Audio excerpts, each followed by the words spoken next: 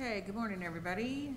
Going to have our first item up, which is the Des Moines Airport terms of a loan agreement, and I think Tim Oswald is going to, are you going to start us off? Okay. Tim, you're up then.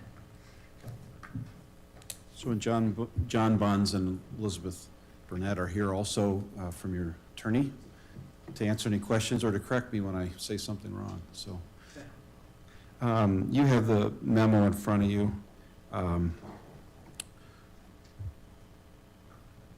So we worked through with the airport late calendar year, last year, early into January, kind of a term sheet which I attached to this document, kind of key credit terms, and then we handed that to the attorneys. Your attorney raised a couple of good comments, questions to it that we then addressed with the airport, and that those are reflected in the draft.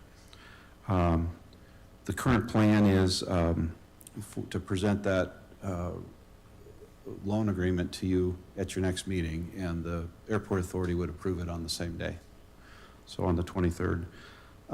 Mostly the discussions, I think, have been productive and positive. I haven't seen any real adversarial issues come up between the airport and the county on the terms of the loan agreement.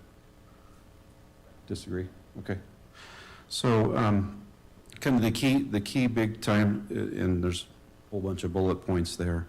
You know, you're going to lend up to $350 million. The current discussion is that the ask will be $300 million, but that could change.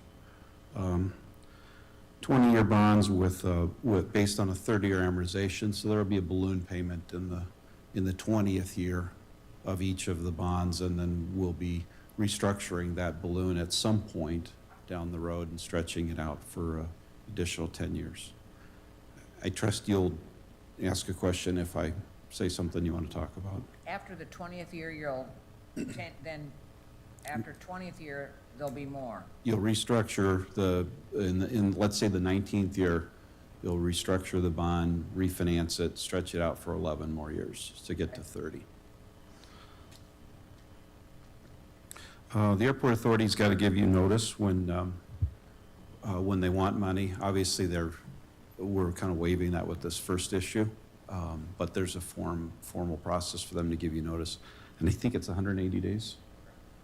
So we have plenty of time, and they're very sensitive to trying to time this with counties' needs to try and avoid overlap on like credit rating process.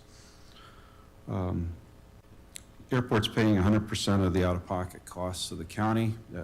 Our firm's time, your lawyers, the credit ratings, all of those expenses that you're bearing that are kind of one-time will be paid by the airport. Now, technically, the county will write the check. Those are funds that will be withheld from the amount that's given to the airport, so they'll pay it indirectly. County's not going to be in the money managing business for the airport. You're going to wire them the money at closing. You'll receive the money at closing from the bond investors. You'll take out the portion that reimburses the county for its expenses, and then you'll wire the rest of the money to the airport. And then it will be the airport's obligation to manage their money, invest their money, and also comply with all the arbitrage rebate rules. So county will not be, having to deal with monthly requests for dollars from the airport. There's an indemnity clause for the county, since you don't really want to be responsible for arbitrage rebate requirements, since this is an airport project and it's their job to comply and spend the money, so they're indemnifying the county for responsibilities, should there be any, for rebate. There's not a specific bond pledged reserve, but there is an agreement that there's two steps to it. One, the airport must maintain 400 days of cash. I'm sorry, back up. 400 days of operating expenses in cash.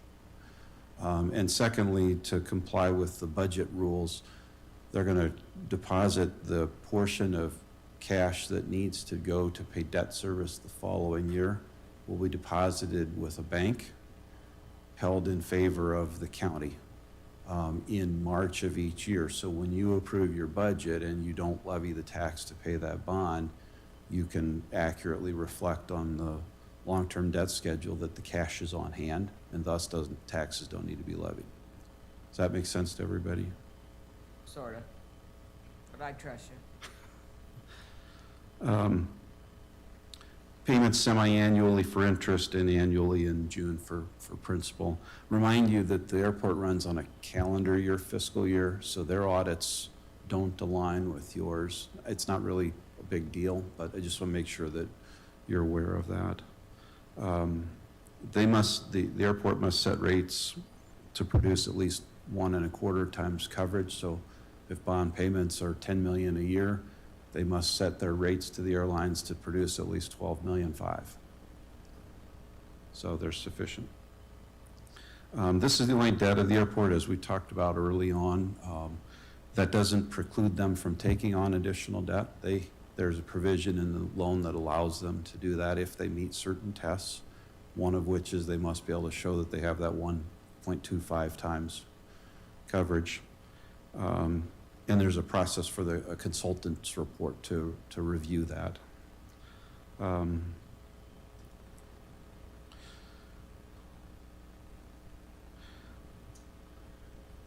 There's some logistical details around, you have a call date or prepayment date in the bond, and I think it'll probably be 8 years from now. So we don't want the airport prepaying the loan after 4 years, sticking you with four years of interest before you can prepay the loan. And so the logistics of, your prepaying and their prepaying all align with each other. Similarly, if you were to go and refinance the debt, the airport would want to be consulted about that, because you would be entering into a new loan, presumably lowering the interest rate, but you'd also be agreeing to a new no prepayment period. So the airport needs to be consulted about that so that it's an agreeable structure. I can't imagine why you would refinance the debt without their consent, but just to make clear, essentially you'll have to get their consent before you restructure the debt. Doing okay? Is there anything you disagree with? So there's a provision that allows the airport to do what we call completion debt. So sometimes in these big complicated projects, a cost comes up after the debts have been issued, and that cost is needed in order to complete the project. And so the airport has the authority to take on their own debt, and for an amount up to 15% of the cost of the project, or of the amount of debt. Is it project? Okay, so the cost of the project. So if it's a $300 million project, they can take on $45 million of debt on their own, paid only from their airport revenues without the county's consent. Anything of... If they have like a cost overrun, or they Correct. decide to build something else, or whatever. Correct. And I'm not going to say it won't happen because I don't know that to be true, but just remind you, they're still talking about not asking for the full 350. So I think realistically, the first thing they would do is come and ask for the full 350 million first. Before they take on an additional, Correct. somebody else's debt or whatever. Correct. Got it. They can also take on subordinate debt that's paid after the county. And that'll be permitted up to a 1.1 times coverage. So they could, if revenues are really tight, they can do a debt underneath you that gets paid second, but it's they have to have at least 1.1 coverage. We spent a lot of time early on talking about mortgages, since the land is owned by the city and is leased to the airport authority under a very long-term lease, and concluded that the same statute, I think, that you can't mortgage your physical assets would apply to them. And so there are no physical mortgages in favor of the county, nor are there allowed to be mortgages in favor of anybody else. Does that make sense? And were the city to foreclose on the lease, I spent a lot of time worrying about that question early on. John put words in his mouth, is told us the city would, were they to foreclose on the lease, the city would have to assume all the assets and liabilities of the airport authority. So the debt would essentially go to the city of Des Moines from the airport authority.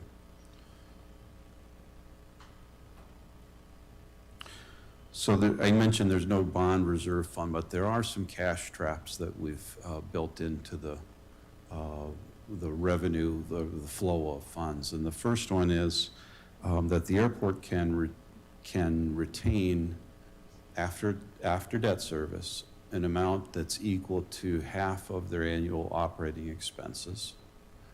They can retain that for pay-as-you-go capital items. So, you know, if a chunk of concrete needs to be torn up and re-poured, they have a revenue source that can be used to do that.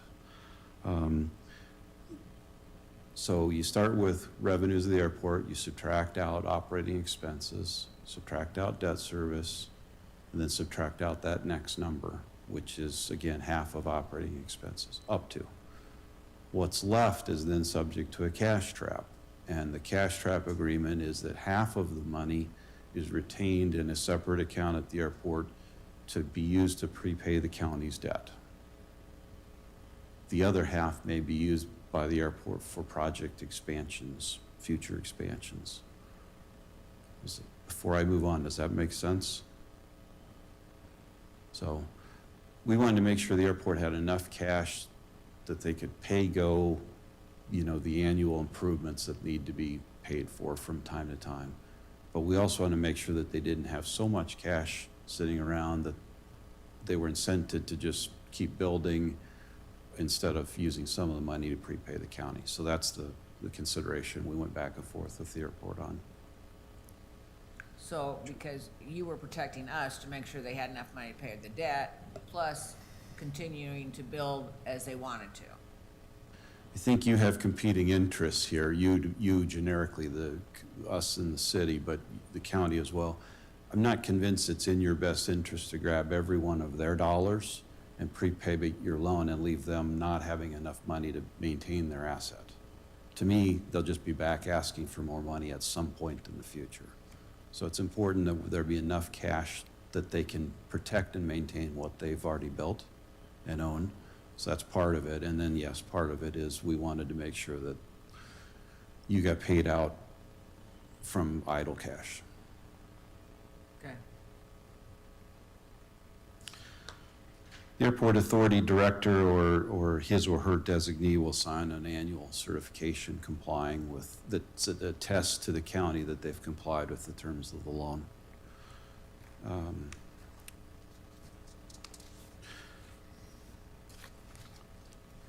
Two of the items that Allers asked us to incorporate were, these are very good comments. One is what we call a most favored nation clause. If the airport takes on debt from some other source at some other time, and as part of that debt agreement, they agree to some covenant we have not put in our loan agreement, we being the county, we automatically get that covenant in our loan agreement as well. So if they agree to something with some other lender, we get it as well. And there's a clause about cross-defaulting. If they default on one loan, they automatically default on the county's loan as well, which grants you the same status as a creditor as any other lender would have in that unfortunate scenario where there's a default. Doing okay? So I'm going to pause for a second and ask if John wants to add anything, or probably need color. Very well done. Good job. John Bunce with Allers, and I've been the author of this document. Tim did a great job of explaining it. The only thing I want you to be aware of, since you don't have a mortgage, if there were a default, obviously you can't foreclose on the airport. The remedy, in essence, is to engage an airport consultant and work with the airport to restructure the finances. And so it's sort of an agreement to agree. So you're not going to get an airport, and you can't accelerate the debt either, so you can't make it all come due and payable once there's a default. So that is, you know, a little bit squishy, but I just want to make sure you're aware of what the remedy is if there were worst-case scenario. Well, what would be the worst case? I mean, what would happen exactly? I mean, the airport's not gonna close, COVID, you have another COVID situation, you know, and God forbid. God forbid. That's the only thing, when, you know, I was bond counsel to the airport, when that did hit, we did refinance all their debt, which wasn't a huge amount, on an interest-only basis to give them some headroom, and they did it privately placed with West Bank. So something like that probably would happen, but other than a COVID kind of situation, it would be maybe a terrible crash or something like that, and insurance proceeds weren't enough. I mean, again, these are very extreme circumstances, but unlikely. Yep. Okay. That's all I got. So John mentioned, and I did want to hit on it again, right now you're the sole creditor, but let's pretend that they borrow some money at some point from somebody else. It's not uncommon in a commercial lending environment that a lender, in event of default, has the right to accelerate the loan. Accelerate the loan means all future payments are due immediately. Well, you know, if the borrower's having trouble paying the loan now, and you put all of the payments due immediately, they're gonna have a really hard time paying the loan now, right? So my concern, and John's concern in fairness, was that any future lender not have the right to accelerate the loan, because in the county loan, we don't have that right. We don't want, it's actually not I'm not sure it's in anybody's best interest to accelerate the loan. Let's work it out and figure out how to fix a default. But we certainly don't want some other lender coming in and accelerating the loan, in effect, stepping in front of the county. So that's precluded. I guess, the other thing, I know I raised a lot of eyebrows when I brought it up. I think Matt was the only one that agreed with me at the time. We wanted a seat at the table. Either, and we didn't have to be voting necessarily, but we wanted to be at the board. I don't see that anywhere in here. I don't see, it's not in here, in the loan agreement itself. Okay, well, how do we make sure that we get a seat at the table if we're gonna approve this agreement? I mean, I don't know how else we're gonna get a seat at the table. Not that I don't trust them or trust the city, but I don't know how we're gonna otherwise get there. So we'll have to go back to, if it's something the county wants, we're gonna have to go back to the city and the authority to, I assume it'd be some sort of like an ex officio type of person, a non-voting. Since the city controls the authority, the city appoints all the board members, so in theory, it'd be a non-voting board member. We can, A couple thoughts on that. I mean, you don't have a formal board seat, but you do have a lot of financial covenants. You got the negative pledge, you got additional debt restrictions, you got this cash trap. So you have a seat at the table in the sense you are the only creditor that they have. And for them to go off willy-nilly do something is pretty limited. So you don't have a board seat yet, but you do have them contractually tied up pretty much every way from Sunday. So We wouldn't have a board seat really anyway. I mean, it'd be a non-voting board seat in the first place, right? So, ex Unless they officio. change, they have to go to FAA and they have to do a bunch of Yeah, I don't know, stupid things they tell me. yeah, I don't know what we get out of that, having a seat at the I don't table. know, we passed a bond referendum, we're giving them $350 million to loan. I think it's a pretty good idea that we have a seat at the table. It is our airport. I would probably say what John just said, though. You probably have a more powerful position than any individual seat at a table. You do. You have a lot of contractual ties here that I think are pretty tight, to be honest. And they have not objected to any of the stuff really we've put forth.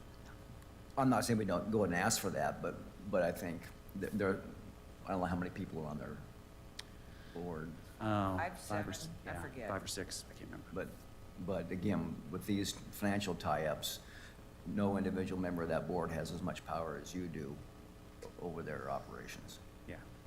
I don't have strong feelings about it either way. I mean, I appreciate where you're coming from, Angela, on this, but I just don't know what we really get out of that beyond what we already have. But, you know, I don't have strong feelings about it, I guess. So Tim, I've got a couple questions. I guess one of them is, how would, I guess, from the standpoint, we're on a different fiscal year. This obviously requirement that they maintain 400 days worth of cash reserves, and the cash trap, as I understand it, is where these funds are gonna go, so when we certify our budget, that we don't have to levy the taxes for the bond Right. repayment, and I understand that. My question, I guess, is, who maintains oversight for the reserve so that we know those funds are being put into that reserve account? Is that account maintained by the authority within their existing cash management structure? So, great question. I've had some discussions with them about modifying their accounting so they have different accounts to track this loan agreement. Yeah. They're talking to their CPA. I don't know that we have resolution today to that Okay. subject, but I've asked them if they can to at least have the surplus expenditure cap, we call it, but that set aside Yep. in a separate account so that when you ask this question, we can hand you an audit and say it's right here. That's what I'm wondering Yeah, about. correct. Specifically, at what point can we ask for that audit during this process to ensure that those funds are being reserved and earmarked and in that cash trap account? Correct. Number 24 kind of alludes to that. It does. We're still trying to work out the logistics, and my only caution would be, none of us are the CPAs, and I don't know if the CPAs will agree, since it's their audit document. So I expect we'll get resolution in the short order, but I don't have resolution today on that question. My next question relates to the refinancing. Once we've gone through the 20-year bond, at what point, what does that refinancing look like? Because we're assuming this is a 30-year commitment, right? So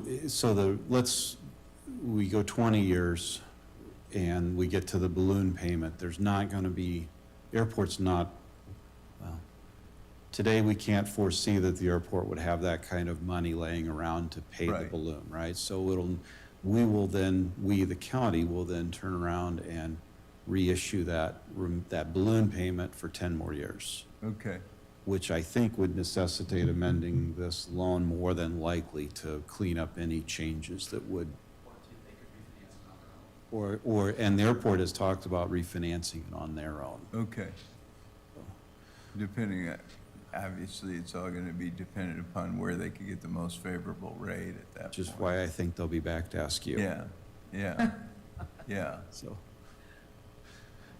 Tim, my But- question, yeah, shoot. Will the same provisions that are in the first 20-year loan be the starting point for the refinance so that, Great question. We can speculate. I don't see any I reason know that you and I will wouldn't. be here in 20 years, Tim, I but plan I on don't it. know about the rest of the people around here, so. I think the provisions will be here unless the two of you decide to amend them to something else. And we have 20 years to learn and think through what worked and what didn't. Yeah. So, here's my question, Tim, and maybe this is a question for Deb or John. I noticed in John's last weekend update, as I call it, there was a meeting with the bond rating agency, Moody's, I believe it was, and they gave us tentatively a AAA rating, but 2 of the A's were lowercase. I noticed that. Is that a downgrade because of this, or?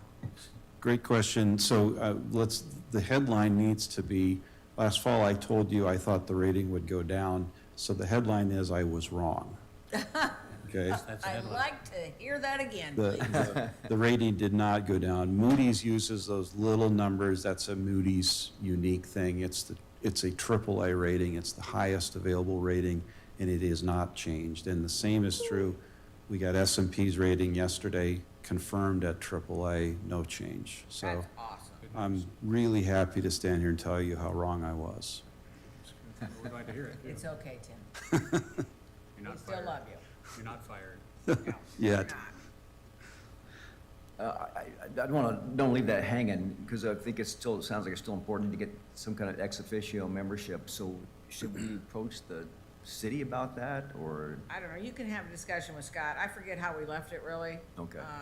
I mean, I get it that we, you know, we got a hammer here with all this documentation, and we're giving them all this money, and, I mean, I don't care one way or the other. We brought it up. I just think it's important that we follow the process, that they're gonna try to get federal dollars, they're gonna, you know, it is a big project, and I don't know why we wouldn't be part of it. Without us, they wouldn't be here today, so it's a pretty big deal, but, you know. I'll talk with Scott, see what The they can board do. doesn't really care one way or the other, then whatever, but I think, I believe it's a symbolic gesture on their part, giving us a seat at the table, even if it's not, just to kind of keep us Okay. in the that loop. loop all the time. Okay.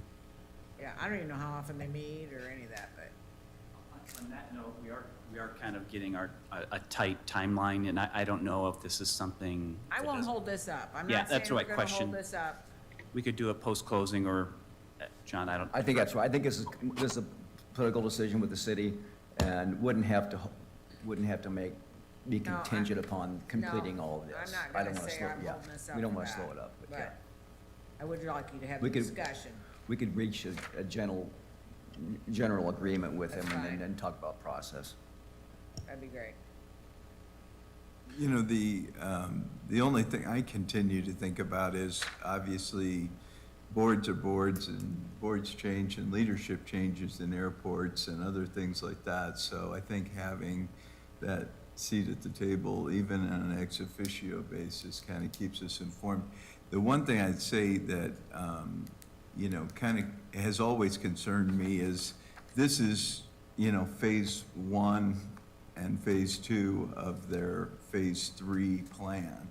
And so as they move forward on, you know, moving to the next phase, I think Nice for having, us to know. I think having that is really important, especially if leadership changes and they get somebody that's really aggressive about debt and, you know, building, and I just think it's good to know what they're doing. I agree. So, change directions a bit. I have a timing discussion to go over if we're ready. Are you okay with the loan agreement? Yeah, I am. Okay. Yep. So timing, we've got the ratings in hand. The official statement is virtually wrapped up. I think they're sharing a few nits here and there, but we're pretty much ready there. At your meeting next week, you'll be asked to approve the official statement. So it'll be wrapped up by then. And then your next meeting, May 7th, the underwriters have asked us to try and avoid selling bonds on Monday. Just so you understand why. The most big institutional investors have their, we call them credit committee or their staff meetings Monday morning. And that's when they talk about the work they're gonna do that week. So if we're in the market when they're in a meeting, we're not getting their attention, whether it's credit staff or it's the investors who actually buy securities. So the underwriters have asked, and I'm sympathetic to the request, that we go into the market on a day other than Monday.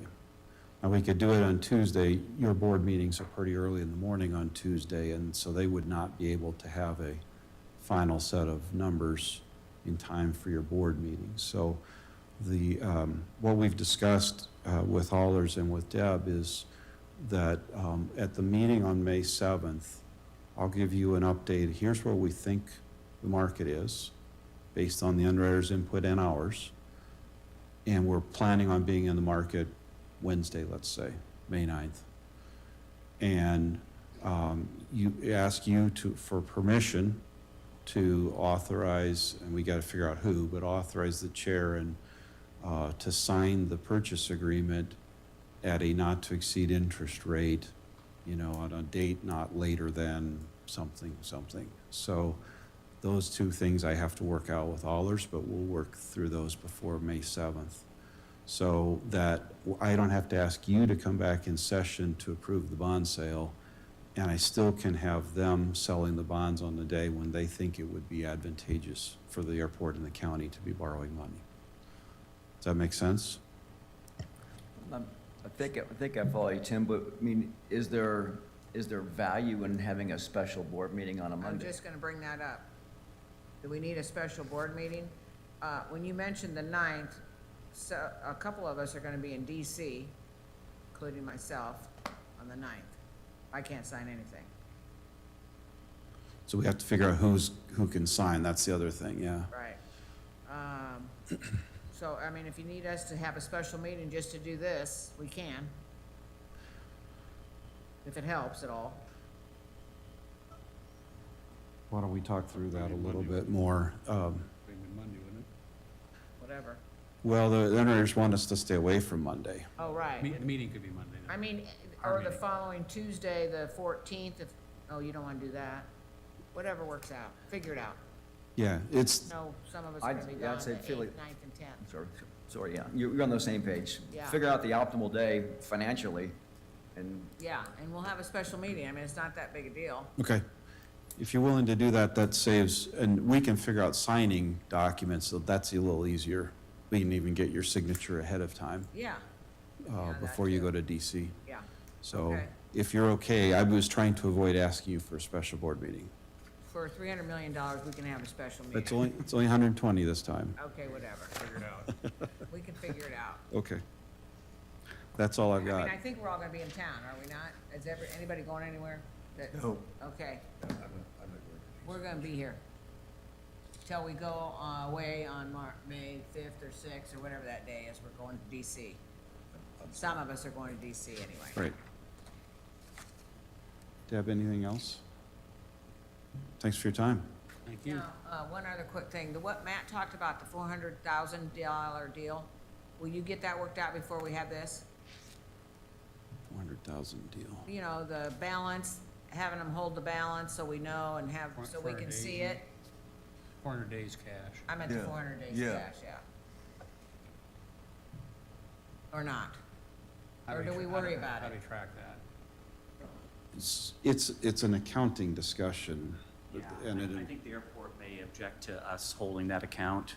Now, what we do have is annually, they're gonna drop in before your budget deadline of the next succeeding year's worth of debt service. That will be held at West Bank in a control agreement between the county, the airport, and West Bank to give you a first lien on that. So you'll have a perfected security interest in that big chunk of money that comes in every March or so. So that's protected. This 400 days cash on hand, I think they're going to want to have that in their own account, not subject to the control agreement. Correct. Of course, if we had an ex officio seat, we'd probably see that, Matt. Yeah, I'm not sure it'll be done by next week. Okay. The goal is that, my goal, and I actually think the airport wants this as well, is that they be able to have a separate account on their financials that they can point to that says, this is where we comply with the terms of the loan that we can hand you. I should have mentioned and I apologize for forgetting, the 400 days calc is tested each year. So each January 1, they'll calculate with their 12/31 financials, here's how much cash we have, here's what our operating expenses are, and here's how many days cash we have on hand. So it's not a rolling every day tested thing, it's tested annually, yeah. so. So do they bank at West Bank then for all of their banking then? Correct. So, I mean, you're right, it is just a matter of accounting. Correct. And there has to be some way to verify that. Correct. And that seems to be not an onerous task. And remember, we do have a provision that the exec director must certify compliance each year. Right. So if I'm the exec director, I'm going to want to make sure that my file shows I'm not the exec director, but I'm gonna wanna make sure my file shows that I tested that we complied with that term. Right. So I'm trying to get, hoping to get their audit to reflect it so that it's not just a bank statement, but there's actual document in the audit. That's what I'm trying to get, Yeah. so. You did a great job, Tim. Thanks. Thank See you in a very few much. weeks. Thank you. Allers. Thanks, John.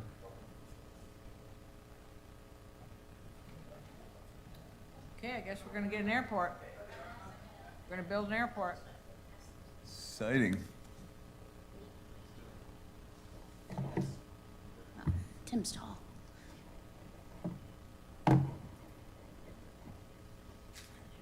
Got more bond proceeds, huh? Yep, that's what we're gonna amend the budget to include here. So, I don't know how to make that bigger. So this morning, I'd like to present to you the final amendment for the fiscal year that ends on June 30th. It's something we do every year just to make sure we have sufficient budget in place for actual expenditures. I'm just going to highlight the major changes here for you. On the revenue side, the bonds that we've just discussed will be showing up as a revenue to the county when they come in for the airport and for our own projects. We're expecting about $121 million of bond proceeds for the airport. As Tim mentioned, when we pass that through as expense, we will withhold the amount that we need to pay our own expenses. So the amount going out as an expense will be slightly less than the $121 million. For the county, we're also adding in some county capital projects, road projects, and housing contributions, so bonds for ourselves as well. Some very positive news, the grants have been coming in much higher than anticipated in past. About $5 million increase in our grant revenue is anticipated this year. A large part of that is the Department of Energy, about $2 million, the EPA sustainability for $1 million, some wetland state grants for $750,000, and then weatherization and health grants as well, going up around $700,000 in each of those areas.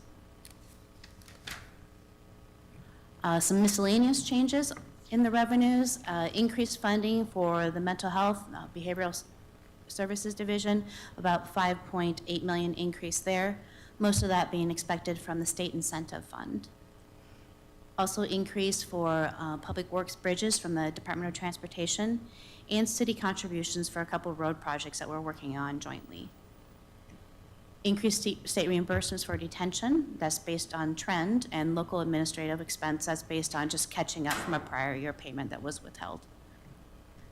Increased costs for service, or increased fees for service of civil papers based on trend.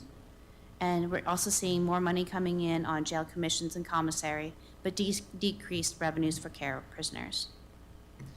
A decrease in recording fees. What's the decreased care of prisoner revenue? That is an estimate from the sheriff's office based upon current trend. We're seeing a significant decrease in U.S. Marshals population. Oh.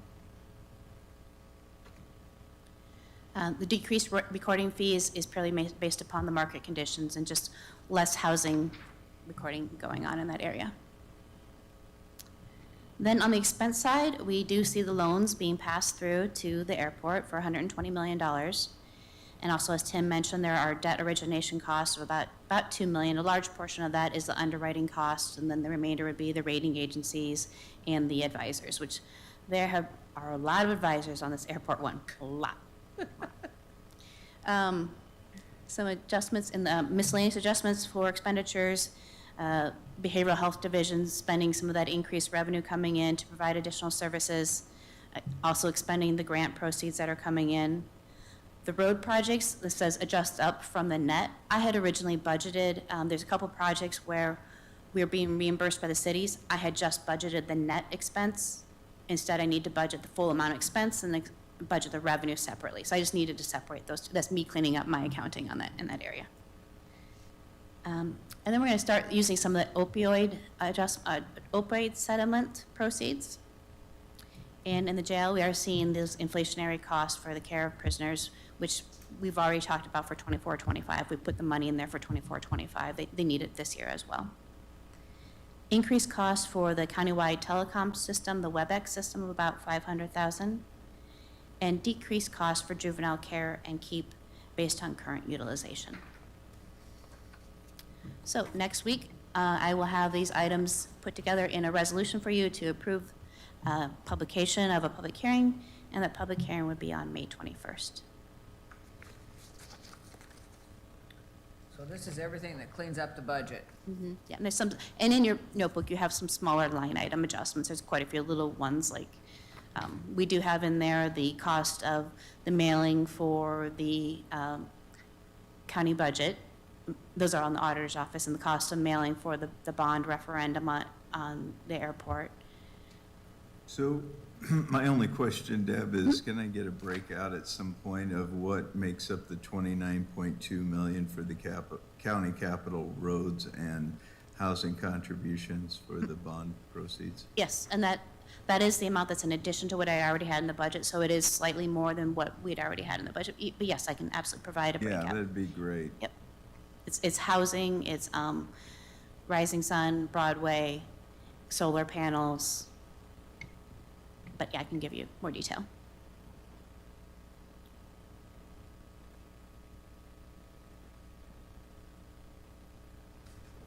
Okay. Looks good. Any other questions for Deb? Let me just give you a heads up that we received word that the property tax bill is gonna be up tomorrow. Is it, what, can you give us just a short version of what they're doing? I haven't had time to analyze it yet. I have to learn more about the homestead, what that is doing. The one provision I see, I had Randy Ripperger look at the homestead exemption, which his estimate of that alone is about 6 million, but that's how much would come off of our tax base. Are they talking about homestead? Yeah, so there's 4 divisions. One division is changing the levy rate caps.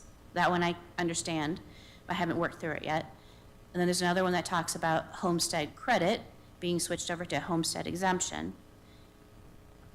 Randy Ripperger estimates the cost of the homestead exemption, which is now, would be $8,800, including the one that was previously for elderly, which was at, going to be $6,000. So now they've increased that to $8,800, and they're applying that for every homeowner.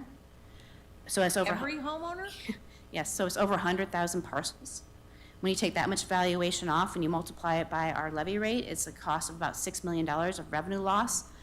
But what I don't understand, and I need someone to help me think it through, is they're getting rid of the homestead credit. So I'm not sure how those wash out against each other. Also, on that first provision where they're adjusting the levy rate caps, it used to be if you had up to 3% growth, then they rolled you back by 2 percentage points. Now they've changed it so the bracket's up to 2.75% growth, and they take 1% off. They've really changed it all. I can't give you a comprehensive look yet of what that overall picture looks like. So I bet they don't even know. the first part looked great until I got to the homestead part. So I don't know. Sorry to put you on the spot, Deb. I know you wouldn't have done a full analysis, but I just want to give you a heads up. We're watching it, and hopefully we can figure it out. Has she signed it? No, they're just, Well, they'll be she- talking, it's yeah. on the floor tomorrow, It's on the floor tomorrow? or today, something like that. Had a guy ask me today how I feel about retiring this year. I said, not so bad. Wow. Copy and paste. Okay. So when you figure that out, will you give us just a short analysis on what you think it's gonna cost us? Yeah. Yep. I'll add that to my list of rants.